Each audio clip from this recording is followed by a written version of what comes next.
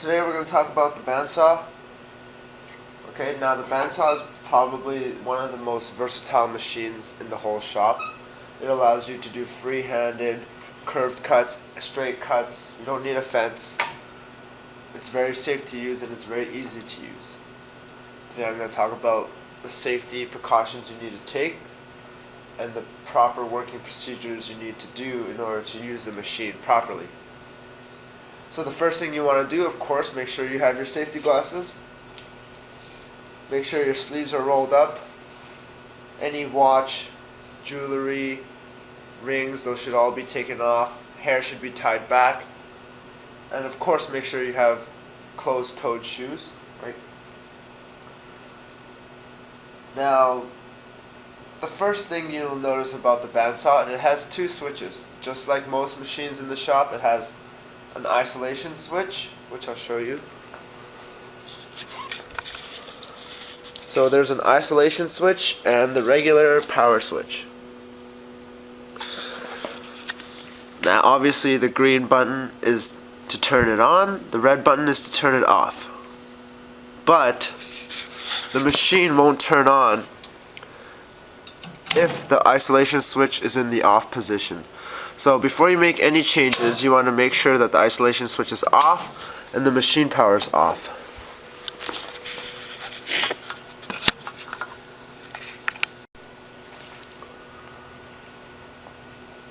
The adjustments you'll be making on the bandsaw will revolve mostly around this area.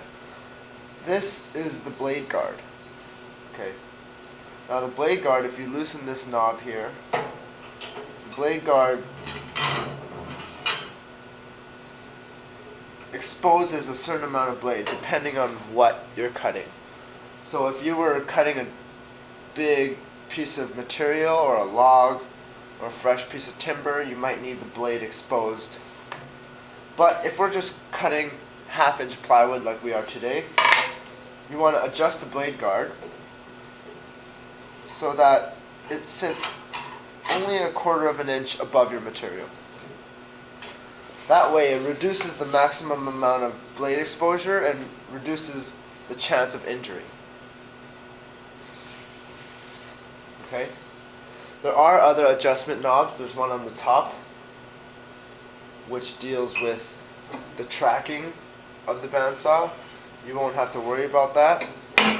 And there's also one on the back that deals with the tracking as well. And you won't have to worry about that today.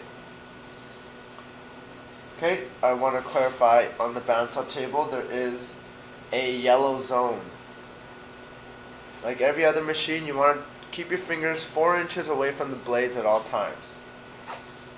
That's what this yellow zone marks off. But you'll notice it's longer in the front of the blade. The reason being, you never want to have your fingers directly in front of the blade's cutting path.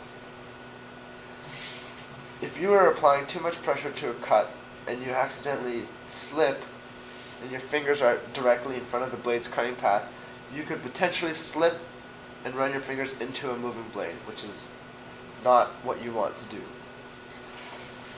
So by keeping your hands on the sides of the blades, outside of that yellow zone, if a slip does happen, you'll slip beside the blade as opposed to through the blade. Okay, so you never want to have your fingers inside the yellow zone, and your blade guard should be 1/4 of an inch above your material. Those are the two best ways to reduce injury. Now when you go ahead and turn the machine on, make sure you're balanced. Okay, you never want to force the cut. You can feed the material into the blade, but let the blade do the work. If you feel like you're pushing too hard on the blade and you start to notice that it's screeching or you hear a clicking sound, that could mean that the blade is about to break or it's cracked. If that's the case where you hear a clicking sound, just turn off the machine immediately and walk away. Wait till it stops, get an instructor, okay? And that's another reason why you never want to have anybody standing directly to the right side of the machine. So you never want to have anybody standing right here.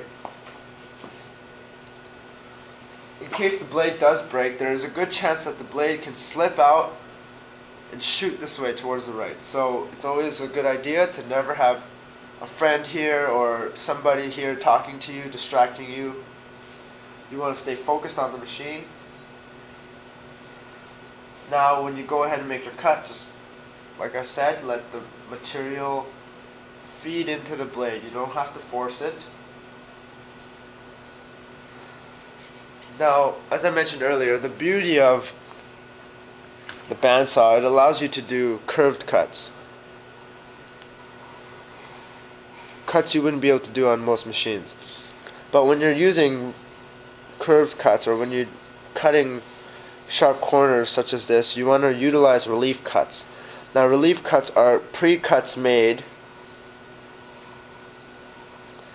that relieve the sharp corners one segment at a time, so you don't apply too much pressure on the blade, and it allows you to make that sharp corner without twisting the blade and binding on the material.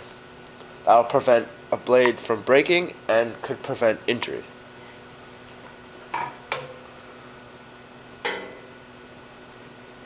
So I'll go ahead and make this cut. Now when you turn on the machine, let the blade come up to full speed, and then you can go ahead and make your cut.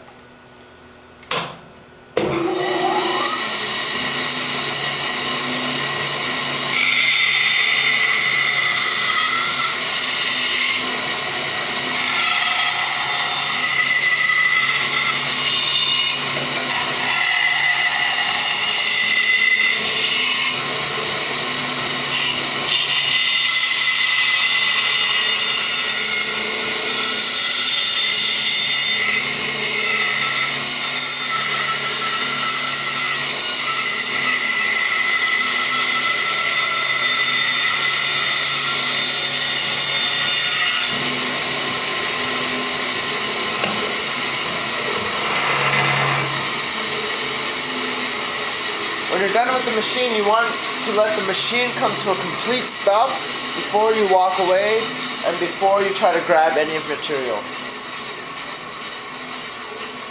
If you feel like you have a lot of scrap pieces surrounding the blade while you're cutting, never try to use your fingers to brush that wood away.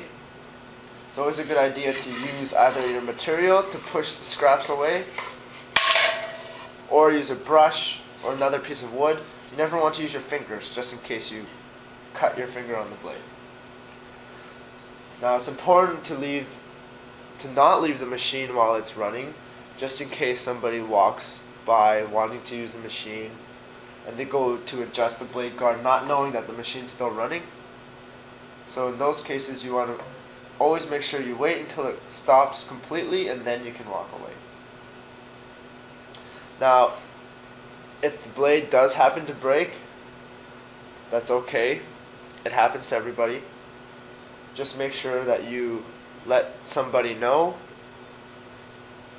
and be sure to not be in the direction of where the blade could possibly shoot out. So as you can see, I made a nice curved cut pretty easily, pretty safe, and now you can go ahead and make your cut.